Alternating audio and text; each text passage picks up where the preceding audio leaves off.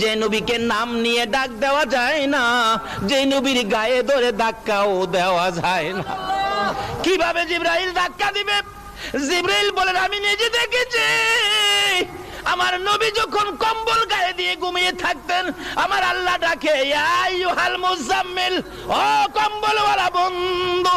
নবী যখন চাদর গায়ে দিয়ে ঘুমাইতো, আমার আল্লাহ ডাকতেন ইয়া আইয়ুহাল মুদ্দাসসির, ও চাদরওয়ালা বন্ধু।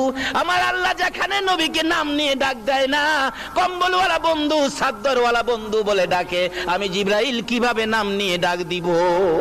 যেই নবীকে নাম নিয়ে ডাক দেওয়া যায় না, গায়ে ধরে ধাক্কাও দেওয়া যায় না, আমি এখন কি করব? আমার আল্লাহ বলেন জিবরাইল রে, তোর জিহ্বাটুকুন আমার নবীর পাও মুবারকে লাগাইয়া দে। জিবরাইল নির্দেশ মতো জিহ্বা বাহির করে পাও মুবারকে লাগাইলে ঠান্ডা ঠান্ডা ভাব। নবীজির ঘুম ভেঙে গেলে আমার নবী বলেন তাকাইয়া দেখি জিবরাইল আমার পায়ের পাশে বসা। প্রশ্ন করে ফেললেন, ও জিবরাইল কি করেছো? আমার ঘুম কেন ভাঙ্গাইলি? কিভাবে ভাঙ্গাইলি? জিবরাইল বলেন ইয়া রাসূলুল্লাহ, আপনি ঘুমাইলে ডাক দেওয়া যায় না, আপনি ঘুমাইলে ধাক্কাও দেওয়া যায় না।